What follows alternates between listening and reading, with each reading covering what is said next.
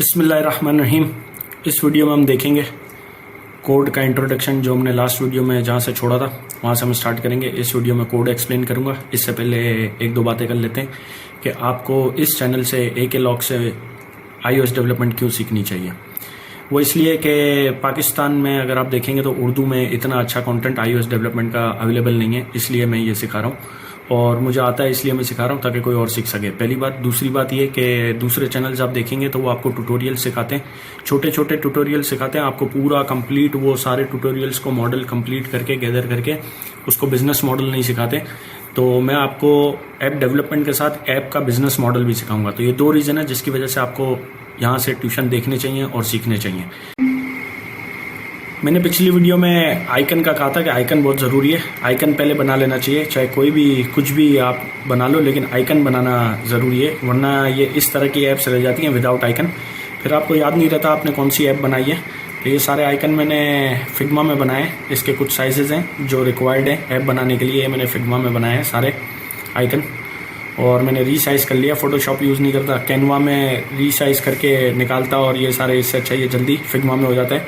ये सारे आइकन्स भी मैं यही बनाता हूँ। ये सारे आइकन्स हैं। फिग्मा बहुत अच्छी ऐप है, ये भी आप यूज़ कर सकते हैं, लेकिन अभी हम फिग्मा के लिए नहीं है यहाँ पे। अब हम एक्सपोर्ट खोल लेते हैं। ये वही प्रोजेक्ट है जहाँ से हमने लास्ट टाइम छोड़ा था, डेमो प्रोजेक्ट है। डेमो कोड से सारे ये कोड्स आज एक्सप्लेन करूँगा। ये एक एसेट की फाइल है, इसमें सारी पिक्चर्स वगैरह हम सारी यहीं सबमिट कराते हैं। इस एसेट में ये ऐप आइकन की फाइल है। ऐप आइकन पे क्लिक करेंगे तो ये सारे साइजेस हैं जिन पे हमें लोगो चाहिए होते हैं, और मैंने ये लोगो बनाए हुए। अब सारे मैं ये ड्रैग एंड ड्रॉप कर दूंगा सिर्फ लोगो इस पे फाइलों पे। तो ये थोड़ा सा टीडियस प्रोसेस है जो आपको देखना पड़ेगा। मैं वीडियो एडिटिंग नहीं करता, इसलिए मैं ये फास्ट फॉरवर्ड भी नहीं होगा। मैं ड्रैग एंड ड्रॉप करूँगा सारे आइकन्स एक दूसरे पे। ये सारे साइज़ हैं। ये 128 बाई 128 है, 64 बाई 64 है, 32 बाई 32। ये सारे साइज़ हैं। ये सारे साइज़ सबमिट कर दूंगा मैं। ये ऐप आइकन हो गया। अब मैं जब इसको रन करूंगा तो यहाँ पे ऐप पे आइकन आना चाहिए। अभी भी नहीं आया। आईफोन में रन करके देख लेते हैं।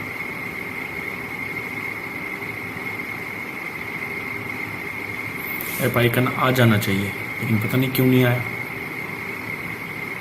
यहाँ पे छोड़ दिया। 16 बाई 16 भी चाहिए।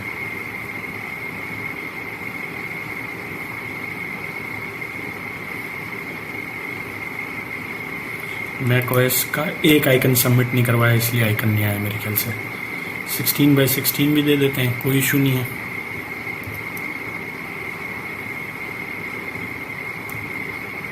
एक आइकन बना देते हैं। नाम सही से दिया करो फाइल के। इससे एक फ़ायदा होता है कि फ़ोल्डर में रीनेम नहीं करने पड़ते, यहीं सारी फाइलों के नाम आ जाते हैं, और बात के लिए याद भी बड़ा अच्छा रहता है, आसानी रहती है। ये एक और आइकन भी आ गया। अब मैं इसको दोबारा आईफोन 15 के सिमुलेटर पे रन हो गया, ये चेक कर लेते हैं।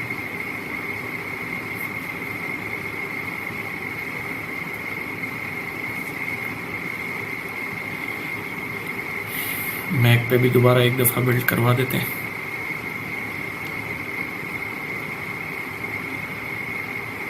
मैक पे अभी भी आइकन नहीं आया।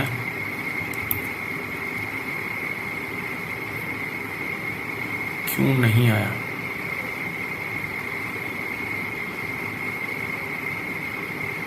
लेकिन क्या करें, वेट करना पड़ेगा। फर्स्ट टाइम लॉन्च चाहिए, इसलिए पूरा iOS ये सिमुलेटर पे बिल्ड करेगा।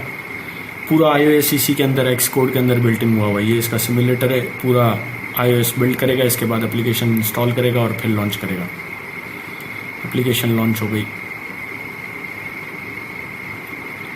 iOS पे आइकन आ गया। इससे ये फ़ायदा होता है, वरना ये इस तरह की ऐप्स रह जाती हैं। अब ये इसमें हमें पता चलेगा कि हाँ हमने ये कौन सी ऐप बनाई थी, क्योंकि एक प्रोजेक्ट बहुत लंबे अरसे तक आप काम करते हो, 3-4 महीने तक काम करते हो। अब iOS में भी आ जाना चाहिए ये मैक की ऐप पे, लेकिन पता नहीं क्यों नहीं आया है। इस रीज़न को हम बाद में देख लेंगे, लेकिन अब आइकन के बाद हम आगे बढ़ते हैं। आइकन के बाद हम आगे बढ़ते हैं कोड की तरफ। और कोड एक्सप्लेन करने से पहले एक दो चीज़ें एक्सप्लेन करता चलूँ क्योंकि बहुत ज़रूरी है।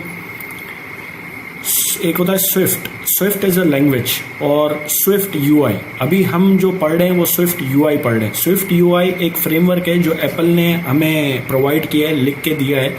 वो लिखा हुआ स्विफ्ट लैंग्वेज में है। तो स्विफ्ट और स्विफ्ट यूआई में ये डिफरेंस आपको पता होना चाहिए, ताकि वरना आप कंफ्यूज हो जाएंगे कि ये क्या है। स्विफ्ट यूआई कभी है कभी स्विफ्ट है, तो स्विफ्ट क्या है, कौन सा कोड स्विफ्ट का है, कौन सा कोड स्विफ्ट यूआई का है, तो आपको पता चल जाएगा। अब स्टार्ट करने से पहले बेसिक नॉलेज भी आपको थोड़ी सी स्विफ्ट की होनी चाहिए, लेकिन अगर आपके पास स्विफ्ट की कोई भी नॉलेज नहीं है, कोई इशू नहीं है, मैं आपको बेसिक से बिल्कुल बेसिक से सारी चीज़ें बता दूंगा। तो अब हम स्टार्ट करते हैं कि भाई स्विफ्ट में दो चीज़ें होती हैं, एक होती हैं वेरिएबल और एक कांस्टेंट होते हैं। तो पहले चैट जीपीटी ओपन कर लेते हैं और चैट जीपीटी से आप पूछ सकते हैं, वरना मैं आपको ऐसे भी बता सकता था लिख के, लेकिन मैंने नोट्स नहीं बनाए इसके, और मैंने यहीं सारी चीज़ें, सारे क्वेश्चन जो नोट्स बनाने थे और आपको बताता वो मैंने यहीं लिख दिए। तो इसलिए आप भी चैट जीपीटी यूज़ किया करो, इससे आपको बहुत हेल्प मिलेगी। अच्छा, अब वेरिएबल क्या होते हैं? वेरिएबल हम वार से लिखते हैं, वार लिखते हैं और इसके बाद हम वेरिएबल का नाम देते हैं। ये वेरिएबल का नाम होता है और इक्वल टू करके हम इसकी कोई भी वैल्यू दे सकते हैं। तो ये एक वेरिएबल हो गया, माई वेरिएबल। अच्छा, वेरिएबल करता क्या है कि एक वेरिएबल मेमोरी के अंदर, कंप्यूटर हार्डवेयर के अंदर मेमोरी पे एक जगह पे जाके ये वेरिएबल स्टोर हो जाता है। अब ये अंदर मेमोरी के अंदर बिल्ट इन ऑपरेटिंग सिस्टम में फंक्शंस होते हैं कि वो मेमोरी से ये वेरिएबल, ये प्रोग्राम कैसे एक्सेस करेगा, ये इसकी फिक्र हमें करने की ज़रूरत नहीं होती। तो ये वेरिएबल यहाँ स्टोर होते हैं। ये डिपेंड करता है आपकी ऐप परफॉर्मेंस पे, आपकी मेमोरी कितनी है, कितना यूजेज है, तो वो आप सारी चीज़ें वो बाद में आगे जाके भी ये काम आती हैं। तो ये वेरिएबल है। और एक होते हैं कांस्टेंट। वेरिएबल को आप चेंज कर सकते हो, जैसे मैंने यहाँ वैल्यू दी वेरिएबल की 10 और फिर इसके बाद में वेरिएबल का नाम लिख के इक्वल्स टू 20 कर दूँ तो ये वैलिड है, और अब वेरिएबल की वैल्यू 20 हो जाएगी। कांस्टेंट लेट से हम स्टार्ट करते हैं। लेट लिखने के बाद हम जो भी नाम लिखेंगे वो हमारा कांस्टेंट होता है। कांस्टेंट का मतलब ही कांस्टेंट है कि ये फिक्स वैल्यू है, कांस्टेंट वैल्यू है, ये चेंज नहीं हो सकती, कुछ भी कर लो। तो अब ये 10 ही रहेगा, अब आप इसको चेंज नहीं कर सकते। और वेरिएबल चेंज करने के लिए आपको दोबारा वार नहीं लिखना पड़ता, आप सिर्फ वेरिएबल का नाम लिख के वैल्यू चेंज कर देते हैं। तो ये था वेरिएबल और कांस्टेंट के बारे में। और ये स्विफ्ट का कॉन्सेप्ट है, जबान का कॉन्सेप्ट है। जैसे इंग्लिश लैंग्वेज में ABCD होती है, तो ये स्विफ्ट लैंग्वेज में वेरिएबल और कांस्टेंट है। अब हम बात करते हैं, कुछ डेटा टाइप्स होती हैं स्विफ्ट में। डेटा टाइप्स आपको सिर्फ अभी डेफिनेशन वाइज समझा रहा हूँ, और वोकैबुलरी है ये स्विफ्ट की वोकैबुलरी है। आपको वोकैबुलरी पता होगी तो आपको आगे चल के भले अभी समझ नहीं भी आए कि ये क्या होता है, वर्ड अजीबोगरीब लग रहा होगा, लेकिन ये वोकैबुलरी है। जैसे डॉक्टर की फील्ड की अलग वोकैबुलरी होती है, इस तरह iOS डेवलपमेंट की अलग वोकैबुलरी होती है। अच्छा, और वेरिएबल और कांस्टेंट जैसे ये जो चीज़ें हैं ना, ये हर प्रोग्रामिंग लैंग्वेज में एक ही रहती हैं। तो स्विफ्ट में भी वेरिएबल बोलते हैं और कांस्टेंट बोलते हैं, चाहे C++ पढ़ो, जावा पढ़ो, कुछ भी पढ़ो, कोई भी लैंग्वेज पढ़ोगे, वेरिएबल और कांस्टेंट यही रहेंगे, कॉन्सेप्ट यही रहेगा। और ये डेटा टाइप्स है। डेटा टाइप्स भी कोई भी लैंग्वेज पढ़ोगे, स्विफ्ट पढ़ो, जावास्क्रिप्ट पढ़ो, कोई भी पढ़ो, कॉन्सेप्ट यही रहेंगे। वहां भी इंटीजर ही होता है, फ्लोट ही होता है, डबल होता है, बुलियन होते हैं, वहां भी यही सारी चीजें होती हैं। तो ये स्विफ्ट की कुछ डेटा टाइप्स हैं, एक के बाद एक देख लेते हैं। इंटीजर का मतलब होता है कि नंबर्स 1 2 3 4 5 6 7, ये इंटीजर्स बोलते हैं हम इसको।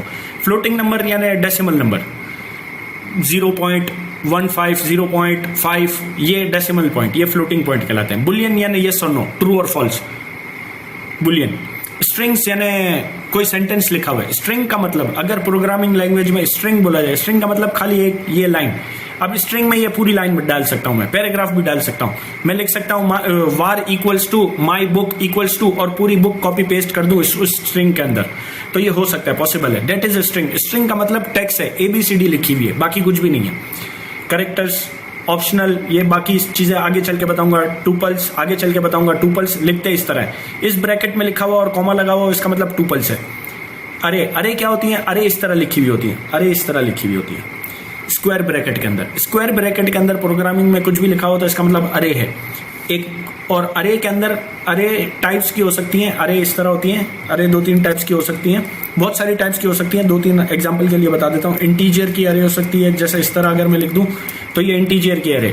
और अगर मैं इस तरह लिख दूं कि जैसे मैं नाम लिख दूं यहाँ रेड ग्रीन, तो ये नंबर्स की अरे है। ये स्क्वायर ब्रैकेट के साथ 1 2 3 लिखा हुआ है कॉमा के साथ, तो ये अरे है। प्रोग्रामिंग में याद रखना, चाहे जावास्क्रिप्ट पढ़ोगे, कोई भी लैंग्वेज पढ़ोगे, वहां अरे को अरे ही बोलेंगे। ये वोकैबुलरी है। और अरे का मतलब है क्या भाई? स्क्वायर ब्रैकेट के अंदर कुछ चीजें पड़ी हुई हैं, कुछ वेरिएबल्स पड़े हुए, ये है। अब ये भी कलर की अरे है, इसको आप कलर की अरे बोल सकते हो क्योंकि इसमें कलर्स लिखे हुए हैं। और ये स्ट्रिंग की अरे है, इसमें डेटा टाइप अंदर स्ट्रिंग है। रेड ABCD लिखी हुई है, स्ट्रिंग है। तो ये स्ट्रिंग की अरे है। अब इधर कुछ भी लिखा हो सकता है, नाम हो सकता है साद, अकबर, ये नाम भी हो सकता है, ये नेम की अरे है। तो है लेकिन स्ट्रिंग, डेटा टाइप स्ट्रिंग है, ABCD लिखी हुई है। 1 2 3 लिखा हुआ होता तो हम बोलते कि ये इंटीजर की अरे है। अगर 0.123 लिखा हुआ होता तो हम बोलते कि ये फ्लोटिंग पॉइंट की अरे है। अब फ्लोटिंग पॉइंट और ये दोनों, तो ये अगर ये दोनों लिखे हुए हों, जैसे एक ही दो अलग अलग डेटा टाइप्स एक ही अरे में है, तो इसको हम एनी बोलते हैं। एनी बोलते हैं कि ये अरे है टाइप एनी की। तो ये हो गया अरे के बारे में। अरे के अलावा डिक्शनरीज होती हैं। डिक्शनरी जेसन की तरह होती हैं। जेसन अगर नहीं देखी, जेसन फाइल कैसी होती है, तो की वैल्यू पेयर्स होते हैं। यानी इस तरह होता है कि जैसे ये है और मैं यहाँ लिखूँ नेम और ये मैं लिख दूँ अकबर, इस तरह लिखा जाता है ये अकबर। तो ये की है और ये वैल्यू है इसकी, और ये स्ट्रिंग टाइप है। अब ये की है और ये स्ट्रिंग टाइप है, तो ये हो गया स्ट्रिंग। अगर यहाँ 1 2 3 होता, अगर रिजल्ट कार्ड होते, स्कोरिंग होती क्रिकेट मैच की, तो ये इंटीजर होते या फ्लोटिंग पॉइंट होते। तो ये टाइप इसकी, लेकिन ये की वैल्यू पेयर है। ये इस तरह एक होते हैं सेट्स। सेट्स इस तरह लिखे जाते हैं। अब जैसे सेट में बनाऊं तो नेम्स का सेट बना लेते हैं, और सेट हम इस तरह लिखते हैं, और सेट में हम टाइप स्ट्रिंग की लिखेंगे और हम इक्वल्स टू देके, ये सेट का नाम हो गया। इसके बाद सेट की टाइप हो गई, और इक्वल्स टू देके हम अगर इसमें कोई भी डेटा लिखें तो ये सेट है। ये इस तरह सेट है। सेट और अरे में एक ही डिफरेंस होता है कि सेट में वैल्यूज यूनिक होती हैं, डुप्लीकेट कोई भी वैल्यू नहीं हो सकती, और इसकी ऑर्डर रैंडम ऑर्डर हो सकता है, ऑर्डर फिक्स नहीं हो सकता। अरे में मल्टीपल वैल्यूज हो सकती हैं। अकबर में 10 दफा भी लिख सकता हूं, लेकिन सेट में मैं 10 दफा अकबर नहीं लिख सकता, अकबर एक ही दफा लिख सकता हूं। और अरे में वैल्यू फिक्स होती हैं, जो इंडेक्स पे जो वैल्यू होगी वो वही मिलेगी, जो नहीं ऐड करते हो वो आखिरी इंडेक्स पे ऐड हो जाती है। तो ये था कुछ डेटा टाइप्स के बारे में। तो ये स्विफ्ट के बारे में मैंने 2 टॉपिक बताए। अगर इसकी अलग वीडियो बनाऊं तो अलग वीडियो भी हो सकती है, लेकिन आज कोड के इंट्रोडक्शन के साथ ही ये थोड़ा सा स्विफ्ट का इंट्रोडक्शन भी मैंने दे दिया है। तो ChatGPT यूज करते रहना। ये हो गया हमारे वेरिएबल और डेटा टाइप्स और स्विफ्ट का कॉन्सेप्ट हमारा कवर हो गया। आइकन हमने कवर कर लिया। आइकन मैक पे क्यों नहीं चला वो हम बाद में देख लेंगे। अब हम आते हैं कोड एक्सप्लेनेशन की तरफ, कि ये सारा कोड एक्सप्लेन करना है हमें। ये जो डेमो कोड आया, ये वेरिएबल और लेट इसलिए समझाया कि फाइल स्टार्ट करता तभी ये दोनों चीज़ें समझानी पड़ती, तो इसलिए ये दोनों कॉन्सेप्ट समझा दिए स्विफ्ट प्रोग्रामिंग लैंग्वेज के। अब कोई भी लैंग्वेज होगी, कॉन्सेप्ट यही रहेंगे। अरे को अरे ही बोलेंगे, सेट को सेट ही बोलेंगे, डिक्शनरी को डिक्शनरी बोलेंगे, ये वोकैबुलरी है सब। Data types, integer, float, double, Boolean, ये सारी चीज़ें सेम रहेंगी हर जबान में। अब आ गए हम iOS डेवलपमेंट पे। अच्छा, अब फाइल में इसने किया इंपोर्ट स्विफ्ट UI, तो वही स्विफ्ट के स्विफ्ट फ्रेमवर्क है जो एप्पल ने प्रोवाइड किया है, हमने सिर्फ उसको इंपोर्ट कर लिया। तो उसने जो लिखा है हम सारा यहाँ यूज कर सकते हैं। इसके बाद हमने इंपोर्ट किया स्विफ्ट डेटा। स्विफ्ट डेटाबेस का एक फ्रेमवर्क एप्पल ने हमें लिख के दिया है, वो हमने इंपोर्ट किया। अब हम यहाँ सारा यूज कर सकते हैं। फिर ऐप स्टार्ट होती है मेन यहीं से, पहली फाइल ही ऐप की यही होती है, यहीं से स्टार्ट होती है। @main करके स्टार्ट होती है, हमें नहीं लिखनी होती, पहले से लिखी हुई होती है, स्टार्ट हुई भी होती है। हमेशा एप्पल की हर ऐप, हर व्यू, हर स्ट्रक्चर, हर चीज ये स्ट्रक्चर के अंदर स्टार्ट होता है। ये स्ट्रक्चर, इसको मैंने फोल्ड कर दिया। फोल्ड मैंने किया, कंट्रोल ऑप्शन और लेफ्ट, क्लोज हो जाएगा। अब अगर इस पर डबल क्लिक करूंगा ये ओपन हो जाएगा। मैं यहां से भी क्लोज कर सकता हूं। ये जो बार आ रहा है मेरे पास, ये सेटिंग से ऑन करना पड़ता है। सेटिंग में कहीं है, इसका ऑप्शन चेक कर लेना। अभी मैं कोड एक्सप्लेन कर रहा हूं, वरना वीडियो लंबी हो जाएगी। अच्छा, अब इसके बाद ये है स्ट्रक्चर। हम इसी तरह लिखते हैं स्ट्रक्चर, और फिर ये स्ट्रक्चर का नाम दिया हुआ है। फिर इसके बाद हम ये दो डॉट देके हम लिखते हैं टाइप, कि ये स्ट्रक्चर का नाम ये है और इसकी टाइप ऐप है। जैसे मैंने कहा था स्ट्रिंग और डेटा टाइप्स, तो इसकी टाइप ऐप है। अब इसके बाद हम आते हैं आगे। ये आ गया अगला वार। इसको मैं फोल्ड करता हूं, अब ये सही समझ आएगा। ये है वार। अब ये मैंने एक वेरिएबल बनाया, वेरिएबल का नाम मैंने दिया, नाम मेरी मर्जी का है। इसके बाद मैंने टाइप बताई, ये कौन सी टाइप का है, ये मॉडल कंटेनर का टाइप का है, ये डेटाबेस में काम आता है, ये बाद में एक्सप्लेन करूंगा, इसको फोल्ड ही रहने दो। अब हम आगे वार बॉडी। मेन ऐप यहां से स्टार्ट होती है। वार बॉडी, वार वेरिएबल है, वेरिएबल का नाम हमने दिया बॉडी। बॉडी के बाद हमने इसकी टाइप लिखी कि ये टाइप है सम सीन। सीन यानी व्यू, जो आप ऐप स्क्रीन पे देखेंगे, पहला स्क्रीन का व्यू स्टार्ट यहां से हुआ। इसको फोल्ड करूं तो ये है। इन्वर्टेड कॉमास में क्लोज होता है, ओपन होता है और क्लोज होता है। अब इसके बाद देखूं तो इसके अंदर ये ग्रुप दिया हुआ है, इसको फोल्ड कर देता हूँ, ये देखा ग्रुप विंडो। अब ग्रुप विंडो के अंदर ये ग्रुप विंडो बाय डिफॉल्ट है, ये बाय डिफॉल्ट लिखना ही लिखना है। इसके बाद ग्रुप विंडो के अंदर स्टार्ट हो रहा है कंटेंट व्यू। अब ये व्यू है जो लोड हो रहा है, ये व्यू ये रहा यहाँ पे, इसको मैं राइट क्लिक करके भी वहां जा सकता हूँ। अच्छा, अब इसमें एंटर होने से पहले ये भी एक्सप्लेन कर देता हूँ, ये मॉडल कंटेनर और ये मॉडल कंटेनर, ये जो हमने वेरिएबल यहाँ बनाए, यही मॉडल कंटेनर यहाँ इसके अंदर इंसर्ट कर दिया गया पूरी एप्लीकेशन के अंदर। ये कॉन्सेप्ट है डेटाबेस का, ये बाद में समझाऊंगा, लेकिन ये कोड अभी यहाँ लिखा हुआ है तो थोड़ा थोड़ा सारा एक्सप्लेन करता हूँ। अब मैं इसको राइट क्लिक करके इसके अंदर जंप टू डेफिनेशन करूंगा तो मैं इस फाइल के अंदर एंटर हो गया। ये कंटेंट व्यू की फाइल है कि ये जो हमने व्यू देखा एप्लीकेशन का, ये यहाँ रन कर लेते हैं, प्रीव्यू में आ जाएगी ताकि हमें पता चल जाए। फिर इसके बाद इसका पूरा कोड एक्सप्लेन कर देता हूँ। वीडियो थोड़ी लंबी होगी आज, 20-25 मिनट की हो जाएगी, कोशिश करूंगा 20-25 मिनट में कवर कर जाऊँ। कभी कभार चीज़ें लोड होती हैं इसलिए टाइम हो जाता है। एडिटिंग करते हो आप तो आप काटाकुटी कर सकते हो, लेकिन अभी आप काटाकुटी नहीं कर सकते क्योंकि ये लूम पे रिकॉर्डिंग है और ज़्यादा काटाकुटी नहीं कर सकते और आप स्पीड फॉरवर्ड भी नहीं कर सकते, वरना मैं वीडियो एडिट करता हूँ तो उसकी अपनी वीडियो की स्पीड थोड़ी सी 1.2 पे कर देता हूँ ताकि यूज़र जल्दी देख ले और वीडियो फास्ट हो। और बाकी चीज़ आप काट भी सकते हो, कभी आप कुछ काम कर रहे होते हो तो। अभी काट नहीं सकता, अभी ये प्रीव्यू लोड हो जाए, इंतज़ार करेंगे। पहले मैक ऐप पे लोड हो गया था, iOS ऐप पे लोड हो जाए, ये लोड हो गया। अब ये कंटेंट व्यू है जो आ रहा है यहाँ पे, वो मेन ऐप थी। अब कंटेंट व्यू एक्सप्लेन करने से पहले एक फाइल बनाता हूँ। अब स्विफ्ट, पिछली दफ़ा मैंने एक फाइल बनाई थी वो एक्स्ट्रा नोट्स के लिए, अब फाइल बनाता हूँ, वो मैंने स्विफ्ट की फाइल बनाई थी। अब मैं ये स्विफ्ट UI व्यू की फाइल बनाऊंगा। मैंने नेक्स्ट किया, फाइल कहीं भी रख सकते हैं हम इस फोल्डर में एक्स्ट्रा में नहीं रखेंगे। मैं एक्स्ट्रा से ऊपर आ जाता हूँ और मैं यहाँ टेस्ट फाइल कर देता हूँ। टेस्ट फाइल जैसे ही मैंने स्विफ्ट की क्रिएट की तो ये देखो, ये इसने कोड लिख के दिया है, ये हमेशा लिख के देगा। इंपोर्ट इसने स्विफ्ट UI कर दी है, स्ट्रक्चर इसने बना दिया है। जो मैंने फाइल का नाम दिया था टेस्ट फाइल, हम मोस्टली फाइल्स का नाम फर्स्ट लेटर कैपिटल से लिखते हैं, तो टेस्ट फाइल इसने बना दी है। इसके बाद इसने इसकी टाइप दी है कि टाइप इसका व्यू है। अब ये व्यू आ रहा है, ये व्यू। अब इसके बाद वार बॉडी, ये हमेशा हमें बाय डिफॉल्ट फाइल मिलेगी वार बॉडी सम व्यू, और ये सम व्यू आया। अब इसके बाद इसने इसके अंदर लिखा ये टेक्स्ट हेलो वर्ल्ड। अब ये जो वो टेक्स्ट है जो हमें ये सामने नजर आ रहा है। अब अगर मैं इसको चेंज करूं हेलो वर्ल्ड AK लॉक्स, तो ये यहाँ चेंज हो जाएगा प्रीव्यू में। अच्छा, हमें हमेशा फाइल मिलती ही है, हम अपना काम यहाँ से स्टार्ट करते हैं, टेक्स्ट से। इस टेक्स्ट से हम स्टार्ट करते हैं। ये प्रीव्यू है, हमें हमेशा लिखा हुआ मिलता है, ये प्रीव्यू है, हैशटैग प्रीव्यू लिखा हुआ है, और ये ओपन क्लोज हो रहा है। और ये जो प्रीव्यू का जो यहाँ नाम दिया हुआ है स्ट्रक्चर का, ये यहाँ हमने दोनों ब्रैकेट्स के साथ लिखा है, राउंड ब्रैकेट्स के साथ। तो इस तरह ये प्रीव्यू यहाँ आ रहा है। अगर मैं यहाँ हटा दूं तो ये नहीं आएगा, इधर प्रीव्यू चला जाएगा। इस वजह से ये लिखा हुआ है, ये इनिशियल ड्राफ्ट फाइल होती है। हम अपना सारा काम यहाँ से स्टार्ट करते हैं, कुछ भी हमें जो भी लिखना होता है। अगर यहाँ कुछ भी नहीं लिखोगे तो ये एरर देगा, तो हमेशा ये एक टेक्स्ट लिखा हुआ रहने देना। ये टेक्स्ट इस तरह लिखते हैं, इसमें iOS डेवलपमेंट में टेक्स्ट लिखते हैं, ये 2 राउंड ब्रैकेट खोलते हैं, 2 इन्वर्टेड कॉमास लगाते हैं। इन्वर्टेड कॉमास का मतलब हम स्ट्रिंग लिख रहे हैं, डेटा टाइप स्ट्रिंग है इसकी। अब मैं यहाँ लिख दूँ AK लॉक्स, ठीक है। अब अगर मुझे एक और टेक्स्ट लिखना हो और मैं राउंड ब्रैकेट लगा के मैं लिख दूँ 10, मेरे अभी 7 सब्सक्राइबर हैं तो मैं 7 लिख दूँ। Thank you 7 subscribers, you are the initial subscribers. अच्छा, टेक्स्ट इस तरह 7 मुझे नहीं लिखने दे रहा, इसी तरह लिखना पड़ेगा स्ट्रिंग। हमेशा टेक्स्ट में स्ट्रिंग ही चलेगी। वेरिएबल्स चलते हैं। अगर मैं इसको बोलूँ यहाँ var subs subscriber equals to, अच्छा इक्वल्स टू अगर मैं लिख दूँ 7 तो ये करेक्ट है। और अगर मैं इस सब्सक्राइबर को उठा के इधर कॉपी पेस्ट कर देता हूँ तो अब मैं इसके बगैर इसको लिख सकता हूँ यहाँ पे। अब ये फिर भी 7 देगा।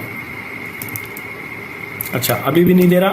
मैं 2 इन्वर्टेड कॉमास लगाऊंगा, राउंड ब्रैकेट लगाऊंगा और ये एक बैकस्लैश लगाऊंगा। अब ये यहाँ लिख देगा 7 देगा, इसने 7 कर दिया। इसको मैं 70 कर दूँ तो 70 हो जाएगा। रिफ्रेश हो गया, 70 हो गया। ये टेक्स्ट के अंदर, टेक्स्ट हमेशा स्ट्रिंग ही लेता है। इस तरह 2 इन्वर्टेड कॉमास में लिखना पड़ता है, जो 2 इन्वर्टेड कॉमास में होगा वो आ जाएगा सारा। अब इसके बाद टेक्स्ट के अंदर कभी कभार हमें ये वेरिएबल लिखने होते हैं। वेरिएबल हम मोस्टली यहाँ बनाते हैं, बॉडी के ऊपर और स्ट्रक्चर के बीच में।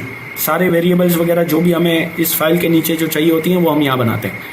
तो ये वो वेरिएबल है जो मेमोरी में जाके स्टोर होगा और ये एक्सेस कर रहा है इसको मेमोरी से। और कभी कभार हम इसको चेंज करते हैं। अगर हम इसको लेट कर दें तो ये कांस्टेंट हो जाएगा, ये चेंज नहीं हो सकेगा, फिक्स रहेगा। ठीक है, अभी इसको हम लेट ही रहने देते हैं, कोई इशू नहीं है इससे। ये पहली फाइल है, इनिशियल फाइल है स्विफ्ट व्यू की।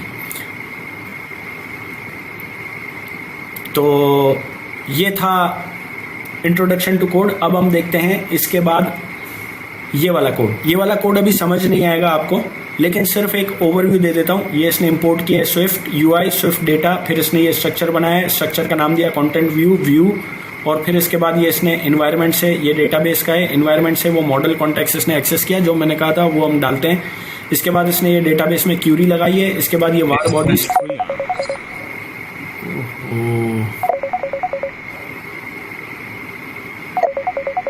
कॉल आ रही है बीच में।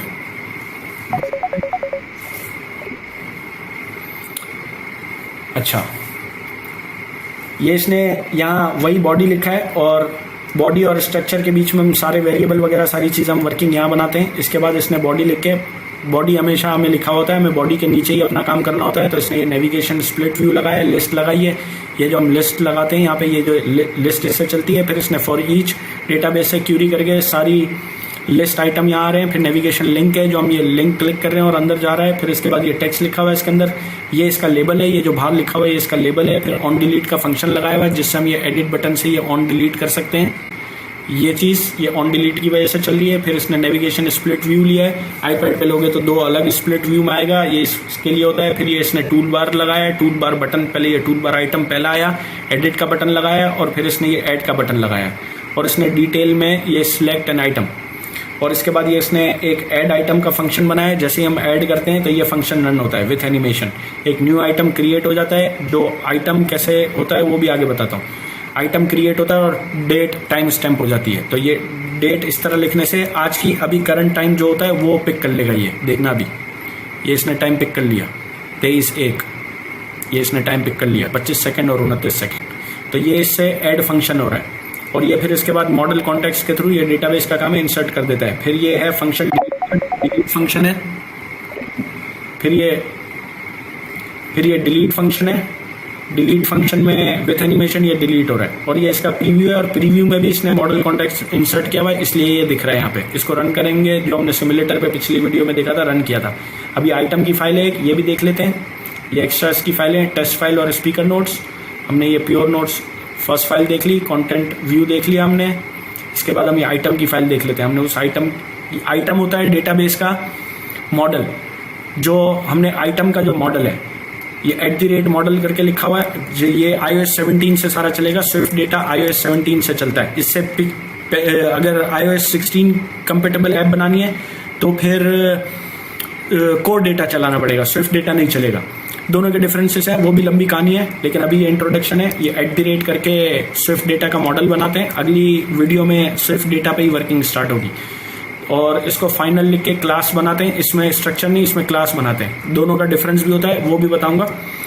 फिर हमने इसको नाम दिया आइटम। ये वो आइटम है जो क्रिएट हो रहा है टाइम स्टैम्प के साथ। और आइटम कैसा होना चाहिए हमने बताया, यहाँ वार वेरिएबल और टाइम स्टैम्प हमने वेरिएबल का नाम दिया है, और टाइप हमने वेरिएबल की दी है डेट। ये स्विफ्ट यूआई और iOS डेवलपमेंट की तरफ है। बहुत सारी टाइप्स होती हैं, हम अपनी कस्टम टाइप्स भी बना सकते हैं, लेकिन ये बाय डिफॉल्ट टाइप है डेट।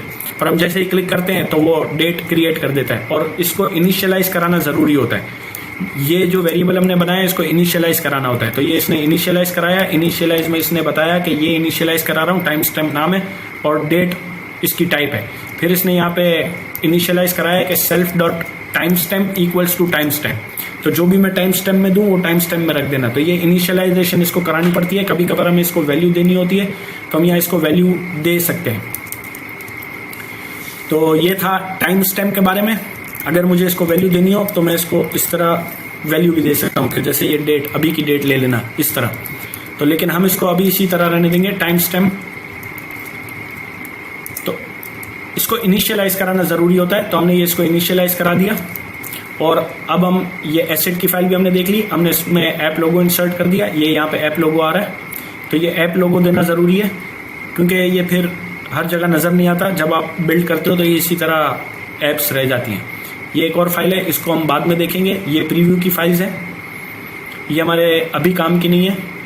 ये टेस्ट की फाइल है, ये भी हमारे अभी काम की नहीं है। इसमें हम टेस्ट लिखेंगे, जो सारे टेस्ट होंगे एप्लीकेशन के, वो टेस्टिंग और रीफैक्टरिंग बाद का पार्ट है। अभी ये सिर्फ इंट्रोडक्शन टू कोड था कि हमें जो कोड लिखा हुआ मिला। तो अब हम अपनी एप्लीकेशन कहाँ से स्टार्ट करेंगे। अब मैं एक न्यू फाइल बनाता हूँ इस फोल्डर में, जिसको मैं कहता हूँ होम व्यू। स्विफ्ट यूआई की फाइल बनाता हूँ, होम व्यू नाम दिया मैंने, और ये होम व्यू को मैं देता हूँ हेलो होम व्यू, ठीक है। और इस होम व्यू को कॉपी करता हूँ मैं, और ये इसने एप्लीकेशन यहाँ से स्टार्ट हो रही है। मैं इसको कमांड बैकस्लैश करूंगा तो ये कमेंट हो जाएगा। पिछली से पिछली वीडियो में मैंने बताया था हम कमेंट इस तरह लिखते हैं, लेकिन ये मल्टी लाइन कमेंट है, मल्टी लाइन कमेंट्स। और अगर हमें सिंगल लाइन कमेंट देना हो तो हम 2 बैकस्लैश लिख के इस तरह भी लिख सकते हैं। तो ये स्विफ्ट में और मेरे ख्याल से 2-3 और लैंग्वेज में भी सेम इसी तरह कमेंट सिस्टम चलता है कोडिंग में। तो हम अपने हर चीज़ जो पीस बनाते हैं कोड का, उसके ऊपर कमेंट लिख के बता देते हैं कि ये क्या है। इससे हमारे लिए और दूसरे डेवलपर्स दोनों के लिए आसानी रहती है। तो हम अपनी एप्लीकेशन यहाँ से स्टार्ट करेंगे। इसको मैं कमेंट आउट कर देता हूँ और मैं अपना होम व्यू राउंड ब्रैकेट के साथ यहाँ पे एंटर कर देता हूँ। अब हमारी एप्लीकेशन होम व्यू से चलेगी जब भी हम रन करेंगे। तो एक दफ़ा रन करके देख लेते हैं, रिजल्ट आना चाहिए हेलो होम व्यू। और हम नेक्स्ट वीडियो में होम व्यू से अपनी एप्लीकेशन बनाना स्टार्ट करेंगे। Hello home view dark mode है ये, इसका हम लाइट मोड भी चेंज कर सकते हैं, टॉगल अपीयरेंस। और मेरे ख्याल से कमांड ए या कमांड शिफ्ट ए, कमांड शिफ्ट ए इसका शॉर्टकट है। Command shift A will change your light and dark mode. तो नेक्स्ट वीडियो में हम होम व्यू से स्टार्ट करेंगे। 26 मिनट की वीडियो हो गई है। दैट्स इट, नेक्स्ट वीडियो में मिलते हैं। अल्लाह हाफिज़।